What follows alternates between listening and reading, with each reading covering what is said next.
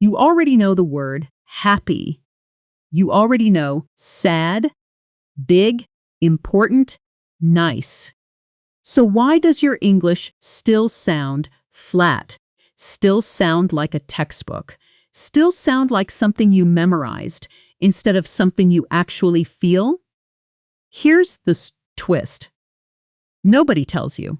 The problem was never that you don't know enough words.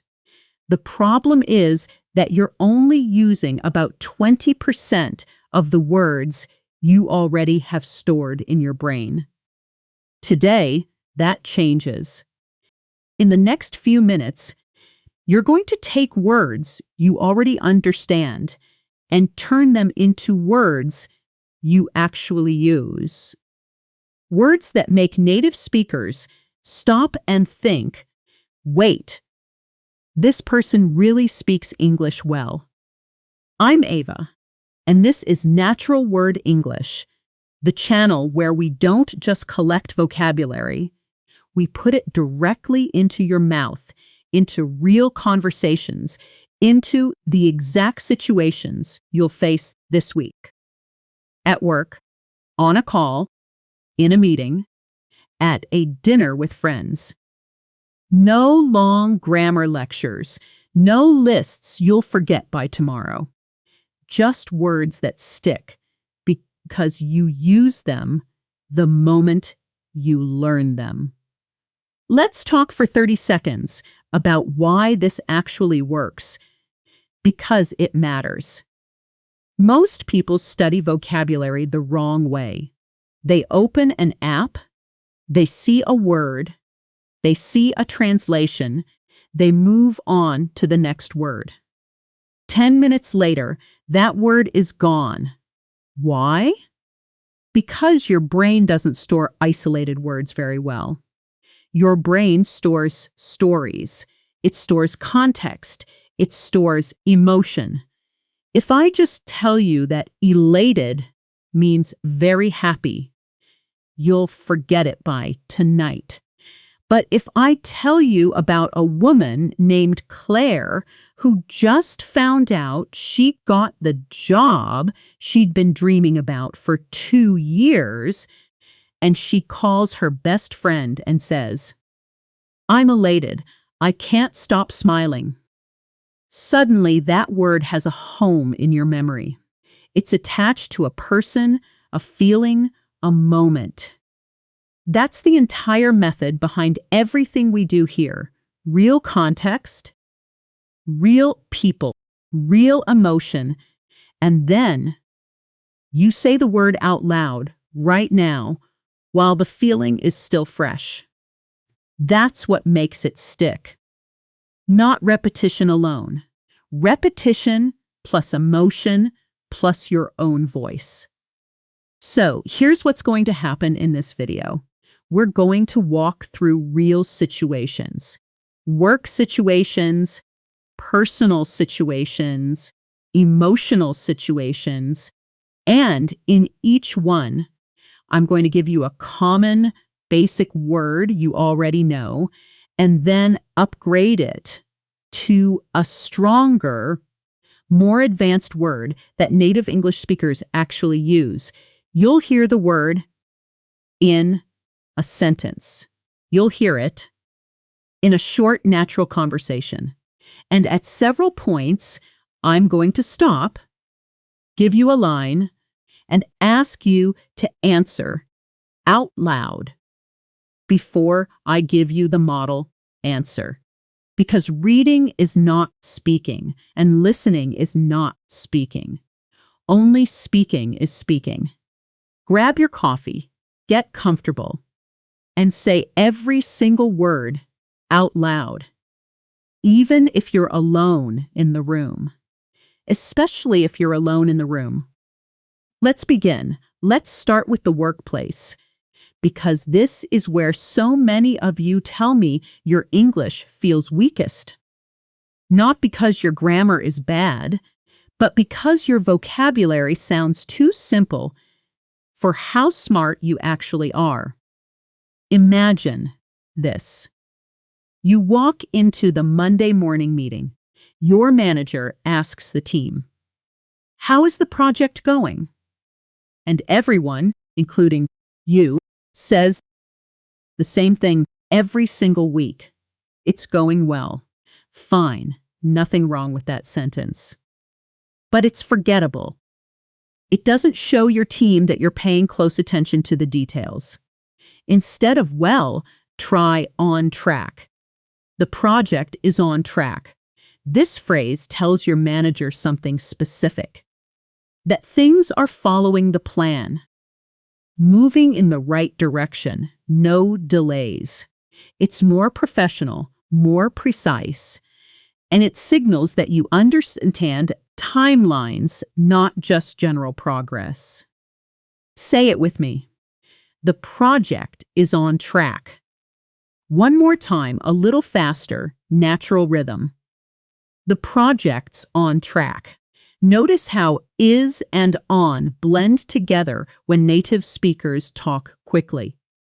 Project's on track. That small connection between words is called linking, and we'll come back to that idea more than once today because it's one of the biggest reasons. Advanced learners still sound slightly foreign, even when their vocabulary is excellent.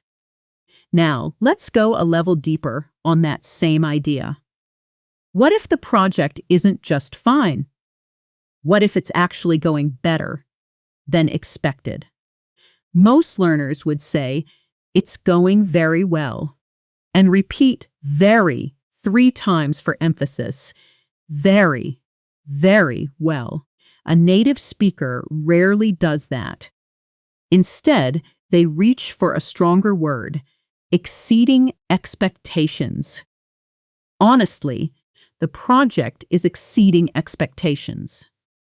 Feel the weight of that phrase. It doesn't need very. Very in front of it because the word itself already carries the intensity. This is something advanced English does constantly. Instead of stacking small words on top of each other for emphasis, it reaches for one precise word that already contains that emphasis. Very good becomes excellent. Very bad becomes terrible. Very tired becomes exhausted. Very surprised becomes astonished. Let's slow down on that last one for a second, because the pronunciation trips a lot of learners up. It's not as ton, ich, ed, with equal weight on every part. The stress falls hard on the second syllable. As, ton, ished. Listen to the difference between the flat, slow version and the natural fast version. Slow, I was as ton-ished. Fast, natural, I was astonished. Try saying it 3 times. Faster each time. Let's move into a mini scene.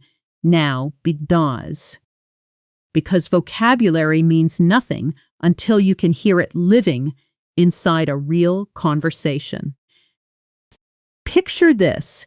It's 5 in the evening. The office is quieter than usual, and 2 coworkers, Daniel and Priya, are standing by the coffee machine after a long client call. Daniel says, "So, how did it go?" Priya says, "Honestly, it was intense. The client kept pushing back on the timeline." Daniel says, "Pushing back how? Like they wanted it faster?" Priya says, "Exactly. I had to stay pretty firm and explain why we can't rush the testing phase." Daniel says, "Did they push back on that too?" Priya says, "A little, but I think I managed to reassure them." By the end, they seemed satisfied. Daniel says, "That's a relief. I was a little worried after this morning's email." Priya says, "Yeah, me too, honestly." but it turned out fine. Notice a few words in there that upgrade very ordinary ideas. Intense instead of difficult or hard. It tells you the meeting had pressure, energy, tension, not just difficulty. Pushing back instead of disagreeing. This phrase is used constantly in professional English when someone resists or questions a plan. Stay firm instead of say no. It shows strength and calm control at the same time. And reassure. Instead of the basic make them feel better. Reassure specifically means to remove someone's doubt or fear by giving them confidence. Let's isolate that one. Reassure. In simple English, to say or do something that makes someone feel less worried. Example, I reassured my mom that the flight was safe. Say that sentence out loud right now, replacing flight with something from your own life. A decision, a plan, a trip. Go ahead, say your own sentence with reassure before we move on. Nice work if you did that. That small habit of building your own sentence, not just repeating mine, is exactly what turns a passive vocabulary list into active, usable English. Keep doing that every time I pause. Let's stay in the workplace a little longer, because there's a phrase almost every learner needs and almost never uses correctly. Talking about problems without sounding negative or dramatic. In your own language, you probably have a natural, calm way to say there's a small issue. In English, many learners jump straight to there's a big problem, which sounds alarming even when the issue is small. Native speakers often soften this with there's a slight hiccup. A hiccup, yes, like the sound your body makes after eating too fast. In this context means a small temporary problem, nothing serious. There's a slight hiccup with the shipment, but it should be resolved by tomorrow. Say it with me. A slight hiccup. Feel how casual and light that sounds compared to a big problem. This single phrase can completely change how calm and in control you sound in a meeting. Now let's shift the scene completely. From the office to something much more personal, because advanced vocabulary isn't only useful for work, it's useful for connecting with people, for describing your real emotions, instead of hiding behind good and bad and fine, which, let's be honest, describe almost nothing. Imagine you're sitting across from a close friend at a small cafe. It's raining lightly outside, the kind of rain that makes the window fog up just slightly, and there's a warm smell of coffee and toasted bread in the air. Your friend leans forward and asks how you've really been. Not the polite version, the real version. This is where basic English fails us the most, because I'm fine is a wall, not an answer. Let's build better emotional vocabulary together. Instead of I'm sad, try I've been feeling a bit down lately. Down here doesn't mean physically low. It's a soft, common way to describe low emotional energy, way more gentle than saying depressed, which is a much heavier, sometimes clinical word you should be careful with. I've been feeling a bit down lately. Work has been overwhelming. There's another upgrade. Overwhelming. Instead of too much or too stressful. Overwhelming describes the feeling of having more than you can handle. Mentally or emotionally, all at once. Picture a wave, much bigger than you expected, arriving all at once and pulling you under for a second. That's the emotional picture behind overwhelmed. Say the sentence with me. Slow first. Work has been overwhelming. Now, fast and natural, the way you'd really say it to a friend. Work's been overwhelming. Notice again, work has becomes works in fast, natural speech. This contraction and blending is not lazy English. It's exactly how fluent speakers sound relaxed instead of robotic.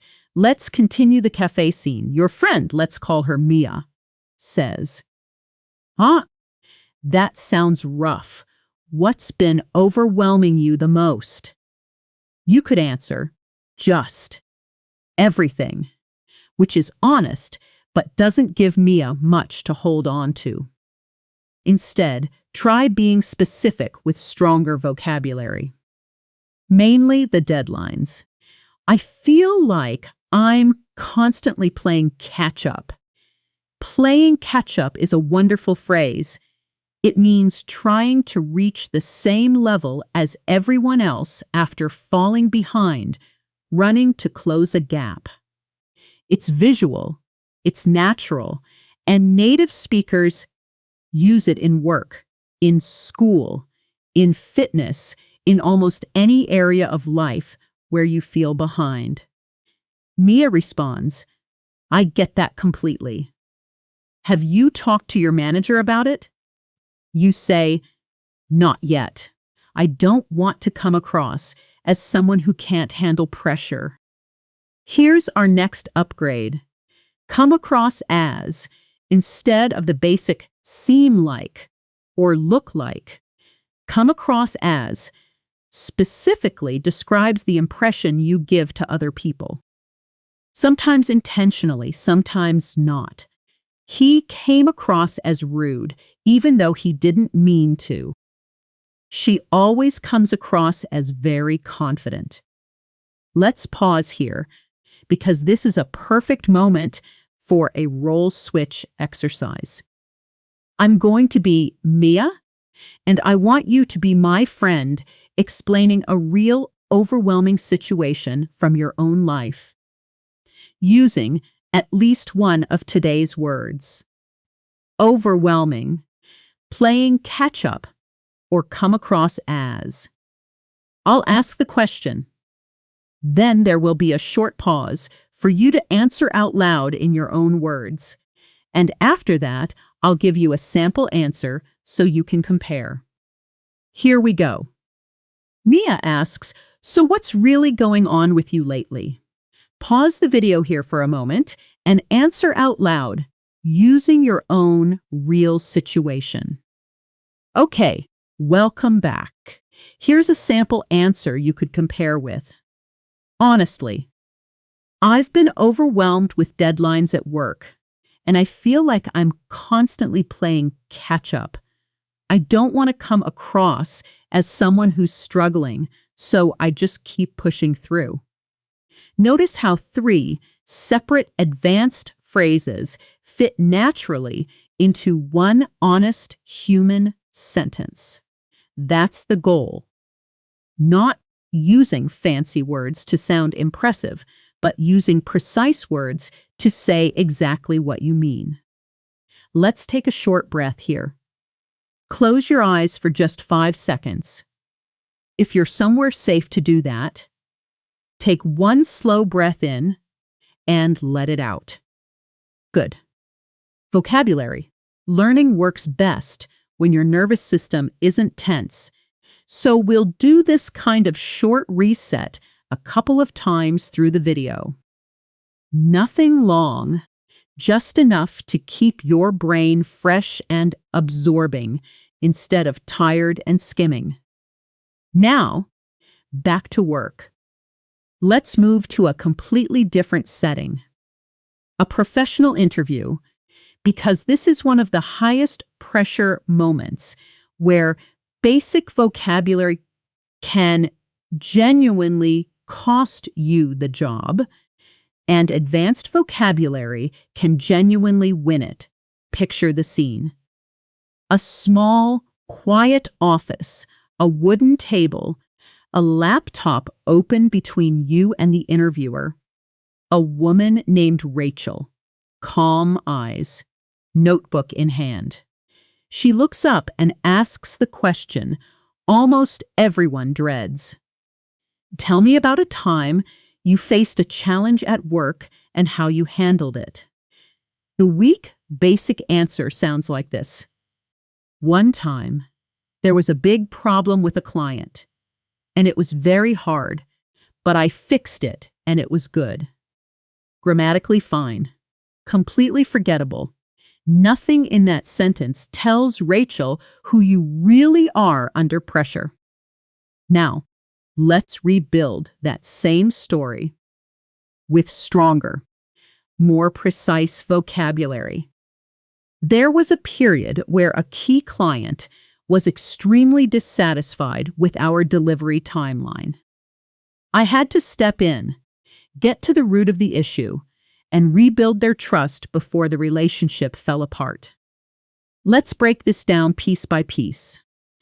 Extremely dissatisfied instead of very unhappy. Dissatisfied is more formal, more professional, and it's the exact word used in customer service and business English worldwide. Step in instead of get involved. Step in specifically means to enter a difficult situation to help or take control, often when things are going wrong. Get to the root of the issue. A beautiful image, literally the root of a plant, meaning the real, deep cause of a problem, not just the surface symptoms. And rebuild their trust. Trust, once broken, has to be built again piece by piece, and rebuild carries that sense of effort and time. Let's practice the sound of this phrase specifically. Mut, because it has a natural rhythm advanced speakers use constantly. Get to the root of the issue. Say it slowly first.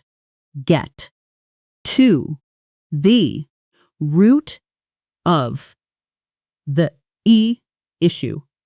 Now say it at natural interview speed, where get to the blends together almost like one word. Get to the root of the issue. Try it 3 times, a little faster each time. Let's continue the interview scene a bit further, because I want you to hear a full, longer exchange, the kind of 6-line conversation that shows single sentences. Not just single, Rachel asks. And how did the client respond once you stepped in? You answer, at first, they were still frustrated, understandably. But once I laid out a clear recovery plan with specific dates, they started to come around. Rachel asks, come around meaning? You answer, meaning their attitude shifted. By the end of the call, they went from frustrated to genuinely reassured. Rachel says, that's a great example of composure under pressure.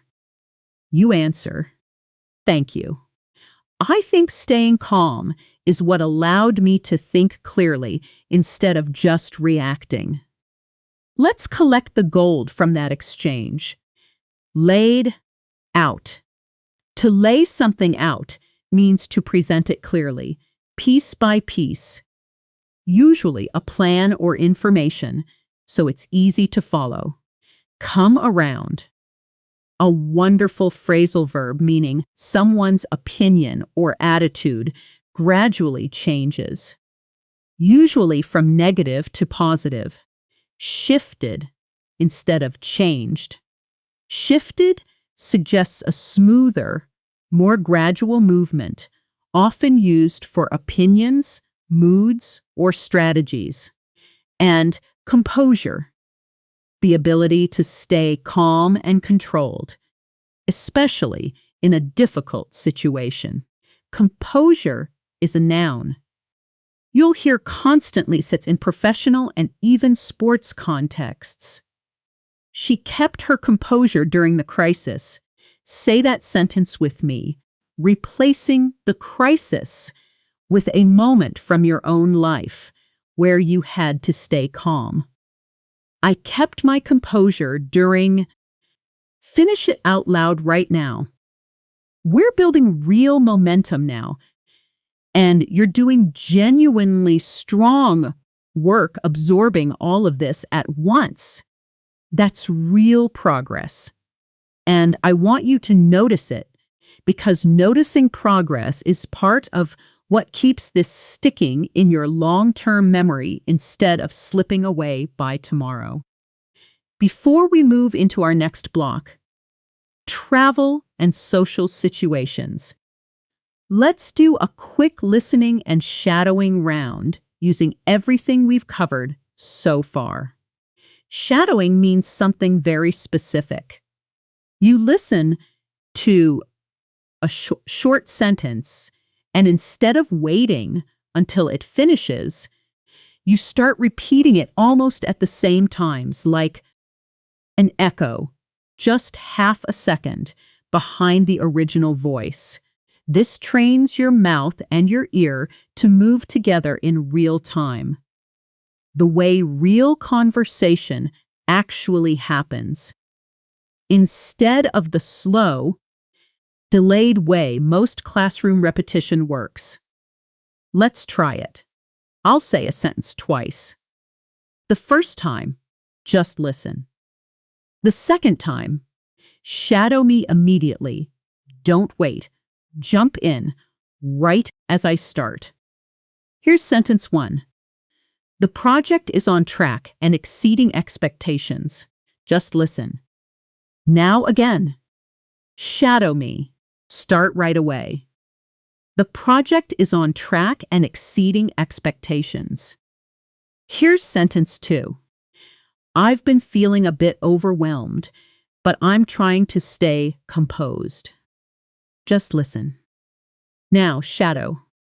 I've been feeling a bit overwhelmed, but I'm trying to stay composed. Here's sentence 3. She eventually came around once I laid out a clear plan. Listen. Now, shadow. She eventually came around once I laid out a clear plan. That is real shadowing. And if your mouth felt slightly behind or slightly clumsy the first time, that's completely normal. That gap closes with practice, and every single time you do this exercise, even for just 2 minutes a day, your natural rhythm and connected speech improve measurably. This is genuinely one of the fastest ways to sound less like you're translating in your head and more like you're simply thinking in English. We're about to move into travel situations, dealing with strangers, small talk with new people, and one of my favorite areas, describing personality. Because so many learners only know 3 words for personality: nice, friendly, and smart. By the end of this video, you'll have at least a dozen more, and you'll know exactly how to use each one, so it sounds completely natural, not memorized. Take a slow breath with me before we continue. In through the nose for a moment, and out. Good. Let's keep going. Let's step into a completely different scene now. An airport, gate 22. Boarding not for another 40 minutes, and the seats are mostly full except for two chairs facing each other, near a window overlooking the runway. You sit down, and a stranger, a man in his 30s with a worn paperback book, glances up and gives a small, polite smile. This is one of the most common real-life English situations. Learners fear the most small talk with a stranger. And it's also one of the richest places to use upgraded vocabulary because personality and first impressions live almost entirely in adjectives. He says, "Mind if I sit here? Every other seat seems taken." You say, "Not at all, go ahead." He says, "Thanks. Long day already, and it's not even noon." You say, "Tell me about it." "Delays?" He says, "Just one, but it threw off my whole schedule." Notice that small, powerful phrase, threw off. To throw something off means to disturb or disrupt a plan, a rhythm, a schedule, even a person's balance, literally or emotionally. The delay threw off my whole schedule. That comment really threw me off during the meeting. It's short, it's common, and it instantly makes you sound like someone who's absorbed real spoken English, not textbook English. Let's continue the conversation, because this is exactly the kind of exchange where personality vocabulary naturally appears. He introduces himself as Marcus, a consultant heading to a conference. You ask what the conference is about, and he explains it's about renewable energy policy. Then he asks about you, and you mention your own work briefly. The conversation flows for a few minutes, and eventually he says something interesting. "You seem pretty easygoing about the delay." I would have been stressed. Let's stop right there and look at easygoing. Easygoing describes someone who is relaxed, calm, doesn't get upset easily, doesn't need everything to be perfect or controlled. It's one of the warmest, most commonly used personality words in English, and it upgrades the very basic nice or calm into something much more specific and human. My grandmother is incredibly easygoing. Nothing ever seems to bother her. Try building your own sentence right now, describing someone in your life who is easygoing. A parent, a friend, a coworker. Say it out loud. Let's expand our personality vocabulary further with a small gallery of upgrades, each one replacing a word you already know with something sharper and more precise. Instead of smart, try sharp. Someone who thinks quickly and notices details others miss. She's incredibly sharp.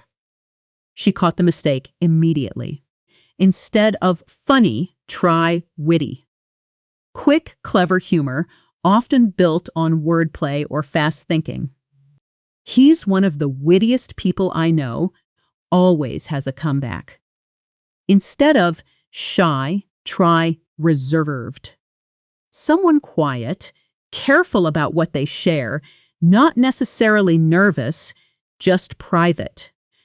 He's a bit reserved at first, but once he trusts you, he opens up completely. And instead of annoying, a much softer, more socially acceptable upgrade is a bit much. used when someone's energy or personality feels overwhelming in a mild, half-joking way. He's a great guy, honestly. Just a bit much, sometimes. Let's do a role switch exercise here, because personality vocabulary only becomes real once you use it to describe actual people you know. I'm going to ask you a question, then pause, and I want you to answer completely out loud using at least two of the words we just covered: sharp, witty, reserved, easygoing, or a bit much.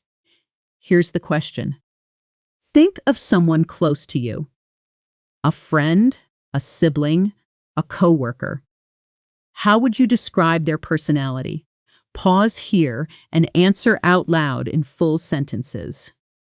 Here's a sample answer for comparison. My older brother is really witty. He always has a quick joke ready, but he's also surprisingly reserved when it comes to talking about his own feelings. It's an interesting mix. Notice how naturally two personality words sat inside one honest, real description. That's the entire goal, using the vocabulary as a tool to say something true, not as decoration. Let's go back to Marcus and the airport for one more layer of this conversation, because I want you to hear a longer exchange, 6 or 7 lines deep, the kind that really tests whether you can follow natural spoken rhythm. Marcus says, "So what made you get into this field in the first place?" You answer, "Honestly, it was kind of a fluke. I stumbled into it during university and just says," Marcus says, "A fluke, huh? Huh. Sometimes those turn out to be the best decisions." You answer, "Exactly. I never would have planned it this way, but I don't regret it at all." Marcus says, "That's the beauty of it, I guess. Some of the best paths aren't the ones we map out." You answer, "Couldn't agree more. Planning everything perfectly sounds exhausting anyway." Let's collect 2 more excellent phrases from that exchange. A fluke. Something that happens by chance, unplanned, often lucky, not the result of careful decisions. "It was a total fluke that I even got the interview. I almost didn't apply." And stumbled into. To enter a situation, a job, a relationship, almost accidentally, without a clear plan. I stumbled into teaching, and it ended up being the best decision of my life. These 2 phrases together create a very natural, humble way to talk about your own career or life path, which is something almost every learner eventually needs in English. Talking about yourself without sounding like you're reading a resume out loud. Let's do a quick phonetics and connected speech round now, because I promised you real listening training, not just vocabulary. Let's look at the question, what made you get into this field? Written slowly, word by word, it sounds robotic. What? Made. You get into this field. But naturally, native speakers compress it dramatically.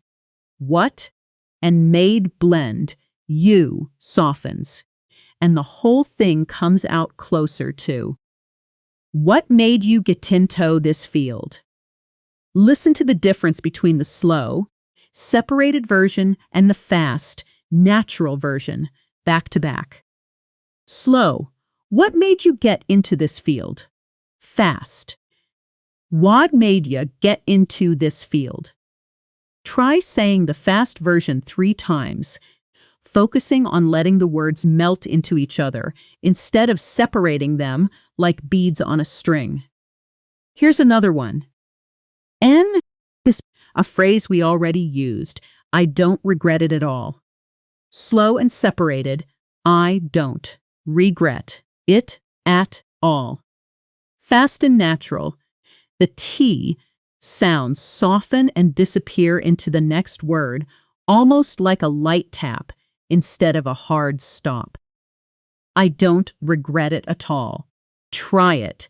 Slow first, then speed up gradually across 3 repetitions.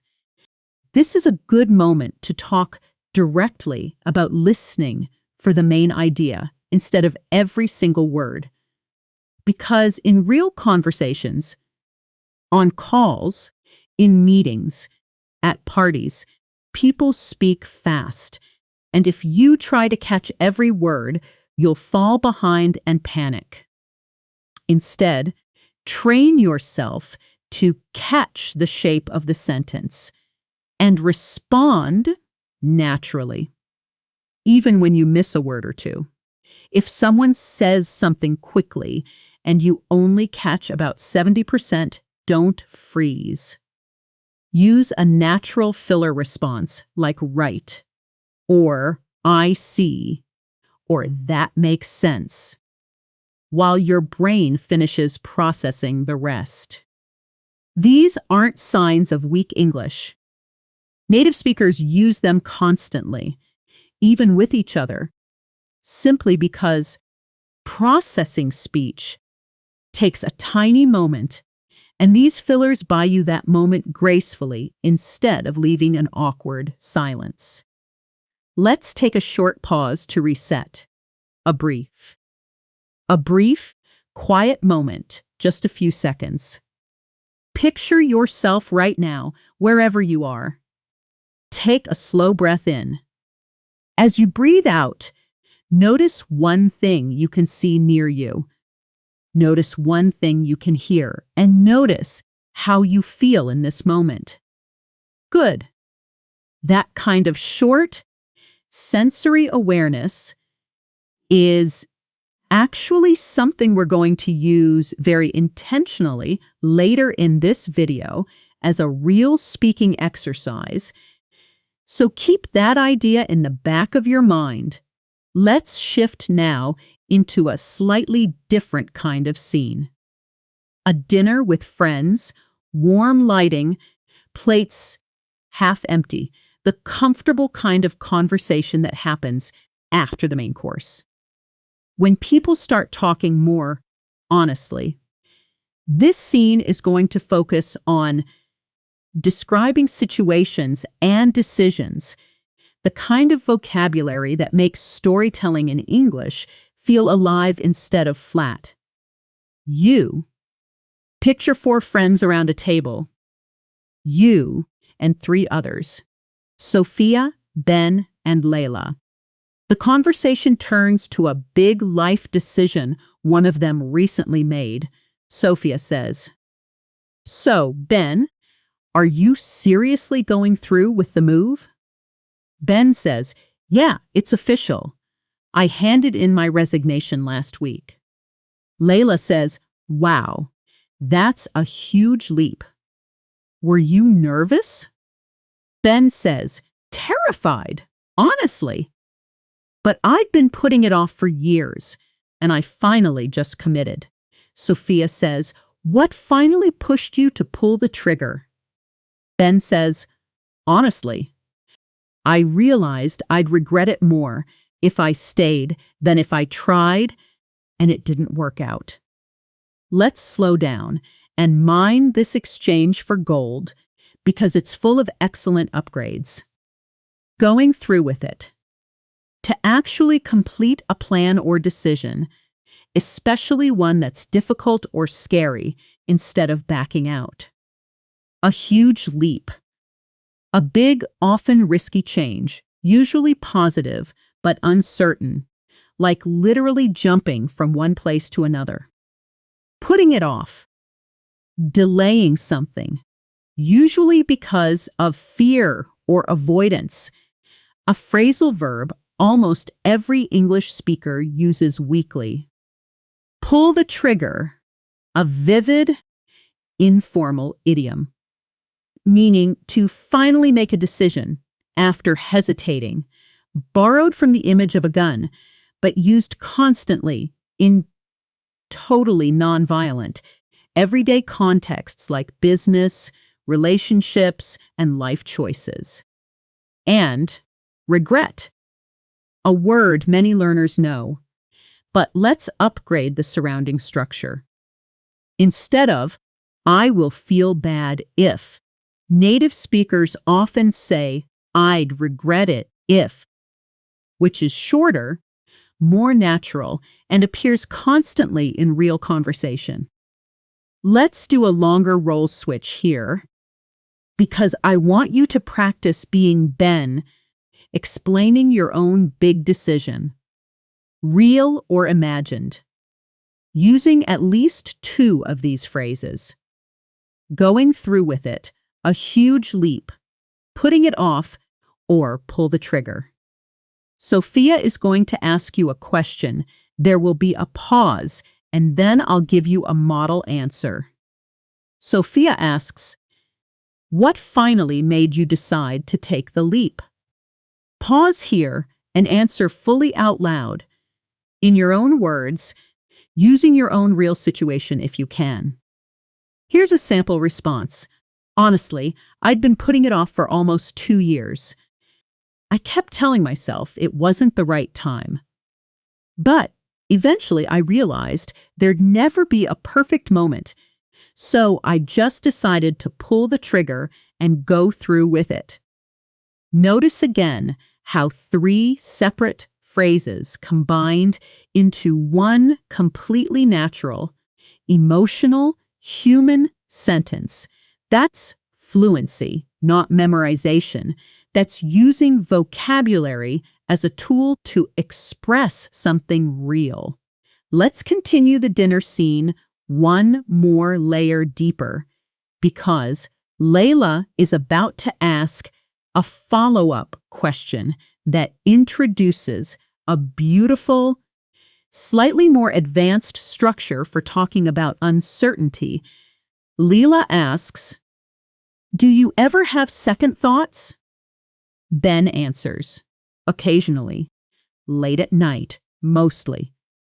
But then I remind myself why I made the decision in the first place, and the doubt fades. Sophia says, that's healthy, honestly. Doubt doesn't mean you made the wrong choice. Ben says, exactly. It just means the decision actually matters to me. Second thoughts is a wonderful phrase. Doubts or hesitation about a decision you already made, appearing after the fact. I'm having second thoughts about the new apartment. It's different from simply saying, I'm not sure, because second thoughts specifically implies you already decided. And now you're questioning it, and fades instead of goes away or disappears. Fades gives a slower, softer, more gradual image, like a color slowly becoming lighter or a sound slowly becoming quieter. The pain faded after a few days. My anger faded once I understood the whole story. Say that second sentence with me, replacing anger with an emotion of your own, and finish the sentence with your own ending. Out loud. We've now covered work situations, emotional check-ins, job interviews, airport small talk, personality descriptions, and personal decision-making. That's an enormous, genuinely rich range of real vocabulary. And if you've been speaking every single sentence out loud like I asked, your mouth Mouth has already done real physical practice today, not just passive listening. That's exactly the kind of progress that compounds. Small, consistent, spoken practice, session after session, turns into real fluency far faster than silent studying ever will. We still have more ahead. A focused listening and shadowing round, using everything from this section, a sensory self-practice exercise using our new vocabulary, and a full fluency round where we move quickly through everything we've learned today, followed by a specific way for you to lock all of this into long-term memory. Let's keep this momentum going. Let's move into a shadowing and phonetics round built entirely from what we just covered. Mock, because this is where listening and speaking finally merge into one skills, instead of two separate ones. I'll see each sentence once at a natural pace. Just listen the first time. Then I'll say it again. And this time, jump in with me almost immediately, echoing right on my heels instead of waiting for me to finish. Sentence 1. I'd been putting it off for years, but I finally committed. Just listen. Now shadow with me. I'd been putting it off for years, but I finally committed. Sentence 2. He seems easygoing, but he's actually pretty sharp when it matters. Listen first. Now shadow. He seems easygoing, but he's actually pretty sharp when it matters. Sentence 3. It was a total fluke, but I don't regret it at all. Listen. Now shadow. It was a total fluke, but I don't regret it at all. Notice something about sentence 3 specifically. Don't regret it at all compresses heavily in fast speech. The T sounds almost disappear, blending into something closer to don't regret it at all. This kind of soft, quick T, where it sounds more like a light D, tap between vowels, is one of the biggest differences between careful classroom pronunciation and real spoken American and British English. It's not laziness, it's rhythm. English is a stress-timed language, which means certain words carry the emphasis and everything else is compressed around them to keep a steady beat. That's genuinely one of the most useful listening secrets I can give you today. Stop trying to hear every sound clearly and start listening for the stressed words, the ones that carry the meaning, usually nouns, main verbs, and important adjectives, while small connecting words like it, at, to, and the blur together quickly around them.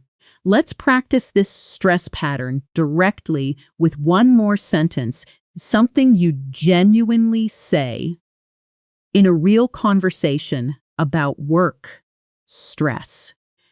I've been absolutely slammed at work this week. Notice the word slammed. It's an upgrade from very busy, and it carries strong stress, almost hit hard when spoken, because it's the emotional core of the sentence. Slammed originally describes hitting something forcefully, like slamming a door, but in everyday English, it's used constantly to describe being extremely, overwhelmingly busy. Sorry I didn't reply. I've been slammed all week.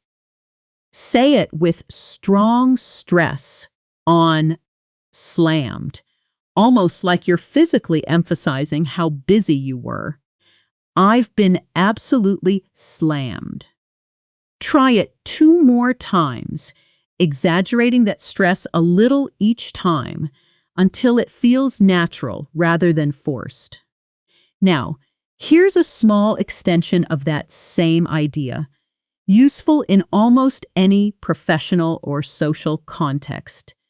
Instead of very tired, try burnt out or simply burnt, which specifically describes exhaustion caused by long-term stress, usually from work, not just one bad night of sleep. Honestly, I'm completely burnt out. I need a real break. Notice the difference in meaning between tired, which is temporary and physical, and burnt out, which suggests something deeper, something accumulated over weeks or months.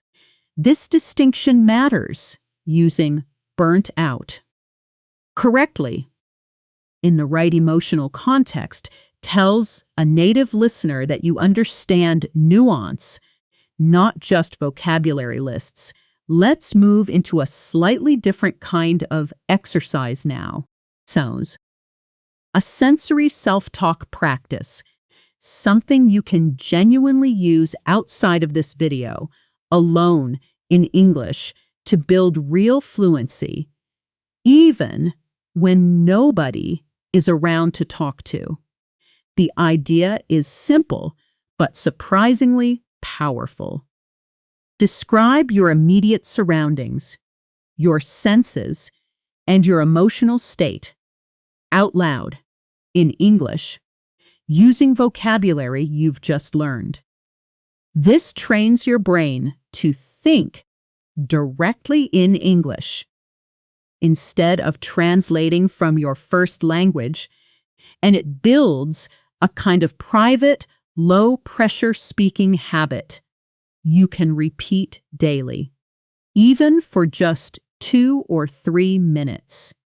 Let's do it together right now, using today's words. I'll model a version first, and then I want you to build your own, out loud, based on where you actually are right now. Here's my version. I'm sitting here, and honestly, I feel a bit worn out after a long day, but also kind of content. There's a soft hum from somewhere nearby, maybe a fan or traffic outside. The light in the room is warm, a little golden, and it's oddly calming. Nothing dramatic is happening.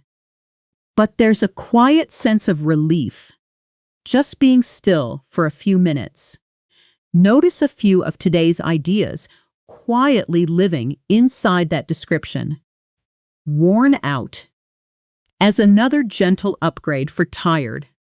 Content, as a calmer alternative to simply happy, describing a quiet satisfaction rather than excitement, and a quiet sense of relief, using relief the way we'd use it after stress fades. Now it's your turn. Look around you right now, wherever you are, and build your own 3 or 4 sentence description out loud. What you see, what you hear, how you honestly feel in this exact moment. Use at least one upgraded word from today if you can. Worn out, content, overwhelmed, easygoing, slammed. Whatever fits your real moment. Take your time, there's no rush, just speak. If you did that, genuinely well done. That kind of unscripted, spontaneous English, built entirely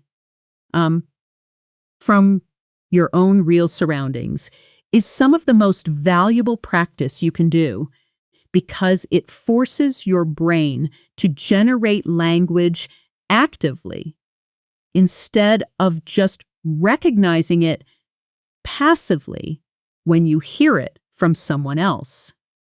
Let's move into one more real-life context before we bring everything together. A situation almost everyone eventually faces in English. Giving your honest opinion on something without sounding either too blunt or too vague. Vague. This is a place where basic English tends to sound either rude, I don't like it, or completely empty. It's okay, I guess, with nothing useful in between. Picture a small design studio, afternoon light through tall windows. A handful of colleagues gathered around a large screen showing a new project proposal. Your colleague, James, turns to you and asks directly, "What do you honestly think?" The basic flat answer, "It's okay." "I don't know, maybe it's fine." Forgettable, unclear, doesn't help anyone. The upgraded answer, "Overall, I think it's a solid start, but a couple of things feel a bit off to me." Let's break this down. A solid start. A phrase that acknowledges genuine effort and quality without claiming perfection, extremely common in professional feedback because it's honest but encouraging. A bit off. A soft, natural way to say something isn't quite right without sounding harsh or overly critical. It suggests a small, fixable issue rather than a serious flaw. James asks, "Off in what way?" You answer, "The color palette feels a little too muted for the brand. I think it needs more contrast to really pop." Here, muted describes soft, low-intensity colors, lacking brightness or boldness. A precise, visual word far more specific than simply boring or dull. And pop, used here as a verb, is a wonderfully casual, modern word meaning to stand out visually, to catch the eye immediately. Add a bright color, it needs to pop.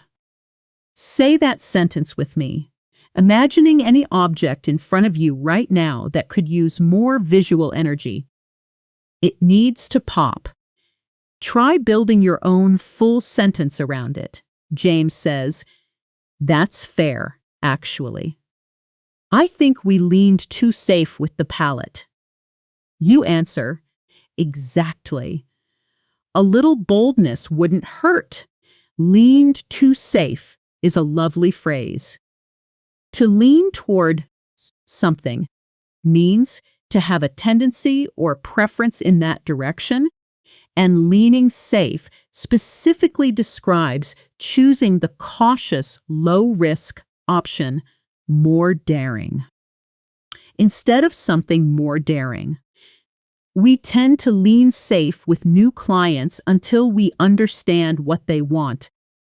This phrase works beautifully in business, design, cooking, fashion, almost any creative or strategic context where risk versus caution comes up. We're approaching the final stretch now, and this is exactly the moment where most learners start for skimming instead of fully engaging. So let's do the opposite. Sit up a little straighter if you can. Take one more slow breath. And let's finish this with real energy, because the fluency round coming up works best when your voice, not just your ears, is fully warmed up. Here's our fluency round. A rapid-fire review of every major word and phrase from today, moving quickly, one right after another, no long pauses, no explanations, just fast, natural repetition to lock these words into your active memory instead of your passive memory. Say each one out loud immediately as I say it, as fast and naturally as you can manage. On track. Exceeding expectations. A slight hiccup. Overwhelming. Playing catch-up. Come across as. Get to the root of the issue. Laid out. Come around. Shifted. Composure. Threw off. Easygoing. Sharp. Witty. Reserved. A bit much. A fluke. Stumbled into. Going through with it. A huge leap. Putting it off. Pull the trigger. Second thoughts. Fades. Slammed. Burnout. Worn out. Content. A solid start. A bit off. Muted. Pop. Leaned too safe. That's over 30 upgraded words and phrases, all connected to real conversations you just heard. Real people, real emotions, real professional and personal situations. Not a random list memorized in isolation.